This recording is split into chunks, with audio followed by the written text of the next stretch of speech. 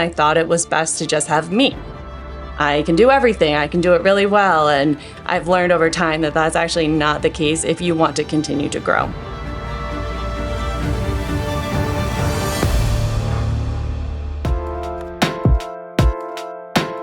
My name is Christine Marchesiello. I've been with Keller Williams since 2014, and I run a team out of Saratoga Springs, New York. I became a real estate agent just basically by mistake.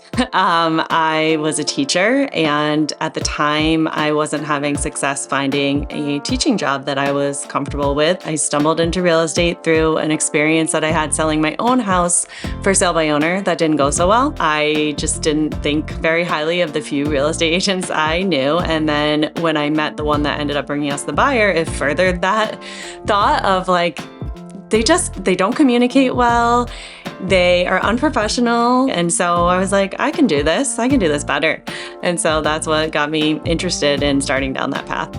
It took a long time to get going. Like, I didn't make $1 for at least 8 months, and I was almost ready to give up.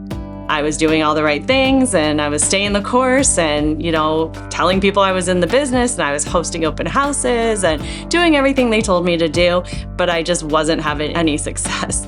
And then at that 8-month mark is when I finally sold my first home. And then from there, it really just kept slowly rolling. When I first met with Keller Williams, I was also meeting at the time with several other brokerages because my company had just sold. All of the other brokerages just seemed to tell me the same things, we'll give you this split, here's the marketing we do, but there wasn't really anything different. Whereas at Keller Williams, it was like, come here and try this new way that'll take you to these new heights. And that was enough to make me really curious about what I could experience there. So obviously then over time, I just did so much learning. I mean, there's no opportunities to learn the types of things that there are at Keller Williams. I mean, from expansion to franchising to just everything you could possibly imagine. That really just sparked something in me and made me curious, and that's why I decided to join them.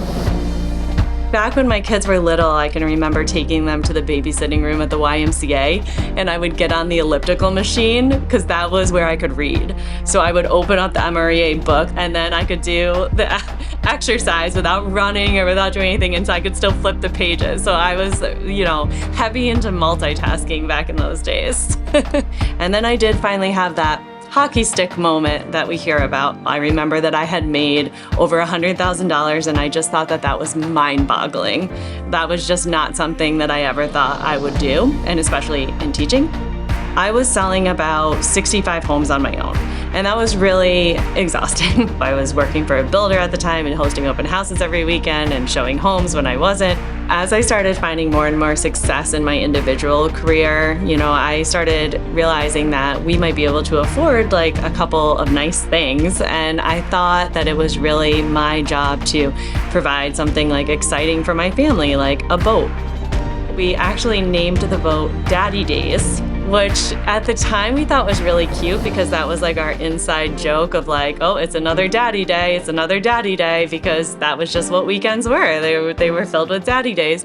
I would only see my mom like at nights, like before bed, or like not even really in the morning because I would go to school. I remember around that time that I was just like always with my dad. Looking back, I realized like how pathological that this idea was, that I worked to provide my family activities to do without me.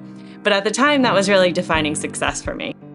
In about 2016, a lot of things combined to bring me to the realization that I can't do this alone anymore. But it started with a drop in customer service. I just started noticing that I was getting little things wrong, or I was forgetting to get back to people. I noticed certainly that I couldn't service all the leads that I had. And so that was the first inkling. Around that same time, I went on a 10-year anniversary trip with my husband. And we were in St. John in the Virgin Islands, and I had promised him that I wouldn't work, and I couldn't fulfill that promise. And I had a total meltdown, like just realizing like I can't do this anymore. Like I can't be this high strung. I can't be ignoring my family like this. And then also my daughter drew me this picture that says a girl going to work. And I looked at it and I was just thinking, This is so sad. Like, this isn't mommy and me holding hands with a rainbow over our heads like typical daughters draw their mothers. So that's what led me down the path of exploring forming a team. It started off with just an assistant. Your first assistant really should increase your business. And even though I was a little bit skeptical if that would happen, it sure enough did, just like the model would say. And so then, of course, I had to bring on another agent. After we hired the first buyer's agent, we did 125 transactions that next year. And I realized really quickly that that led to the need for more team members. If you asked me, 10 years ago, 15 years ago, would you ever work with your wife? I would have, hands down, I did say, no way, never. Because there had been people that said, you'd be a great real estate agent. Christine kind of got to a max level of what she could do in a way. And I saw an opportunity and I thought I'd give it a shot, and it went great.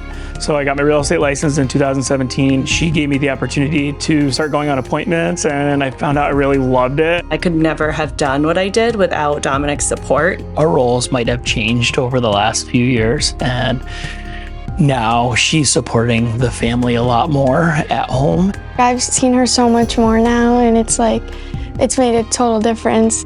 We set out to accomplish a certain set of goals, like both in parenthood and in success in business and just in life, and providing our children like the life that we wanted to provide them. And in my opinion, we have accomplished everything that we would have wanted to with that. Business is either growing or dying, as Gary says. Today we have 6 agents.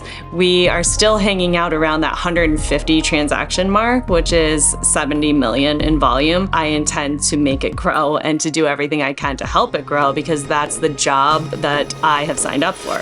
And I owe that to the team members as well. We just want to have freedom. I mean, that's my definition of success, and I think his as well. Being able to have the financial ability to do whatever you want, whenever you want, with whoever you want. For a long time, I struggled at Keller Williams because they always talk about the big why. What's your big why? And the MREA, it does say your big why can just be doing your best job. And that is truly mine. Just to do your best job always, whether that's in raising your children or, work or building systems or helping others or whatever it is. I just like to do things to the best possible level that can be done, and that drives me.